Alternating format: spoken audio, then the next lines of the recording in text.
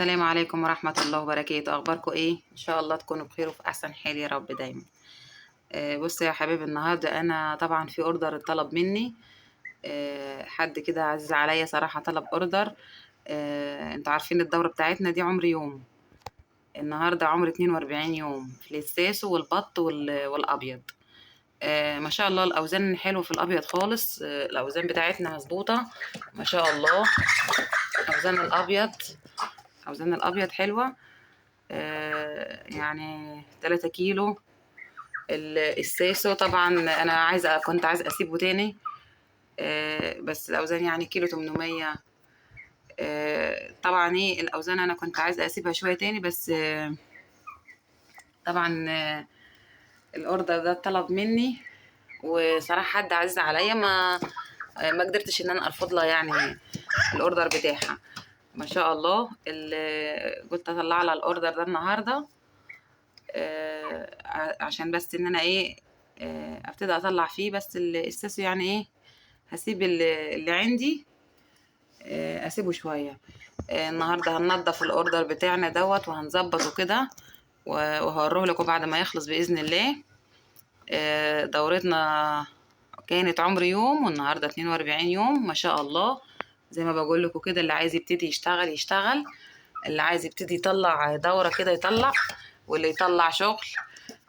ما نقعدش ما نسكتش ما نبقاش كده احنا. لا يعني نقف كده محلك سر، لا في شغل بيطلع. احنا على فكرة بعد العيد ما بيبقاش في حركة، بس صراحة طلب منه اوردر، وكمان كانتش لسه الاوزان برضه ظبطت شوية. قلت اطلع الاوردر ده النهاردة. وان شاء الله ربنا يكرمنا كده. وزن البط حوالي تقريبا عاملة 3 كيلو إلا كده، حاجة بسيطة.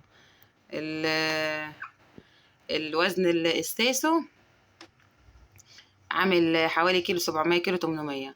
الأبيض عامل 3 كيلو ما شاء الله. يعني احنا النهاردة هنذبحها كده وأوريها لكم كده وشكلها لما نبتدي كده ننضفها، وأوريكم أوزانها وشكلها ايه.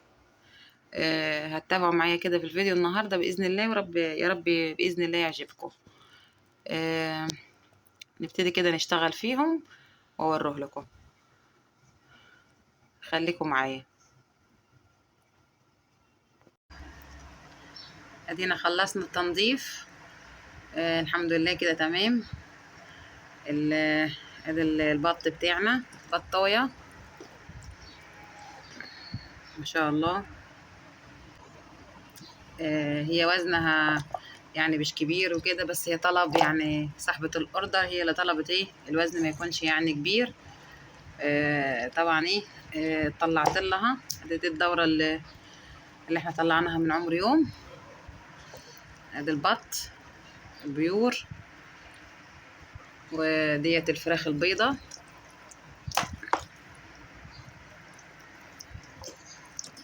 ما شاء الله. هاكوا شايفين وزنها حلو خالص ما شاء الله، عاملة حوالي 3 كيلو.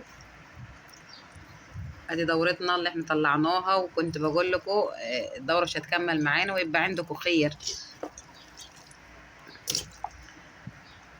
ادي الفراخ البيضة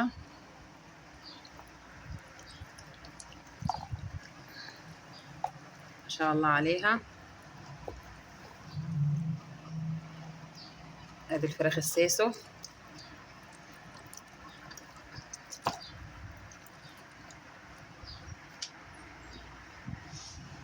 انتوا عارفين ان البورصة نازلة اليومين دول في الفراخ البيضة. طبعا احنا بنطلع كده اوردرات عشان بس نعوض ايه الخسارة شوية، لان احنا جايبين الكتكوت برضو كان غالي، والبورصة طبعا نزلها سعرها نزل. بنعوض كده بندي الناس اللي نعرفها. ادي بنعوض يعني بنزيد عن بنزيد زي المحلات عن البورصة ب10 جنيه.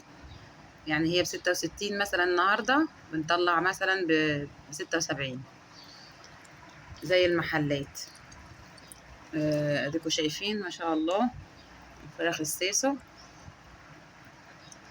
هي مش كبيرة برضو، بس ايه ده طلبها يعني. الحمد لله كده خلصنا على خير.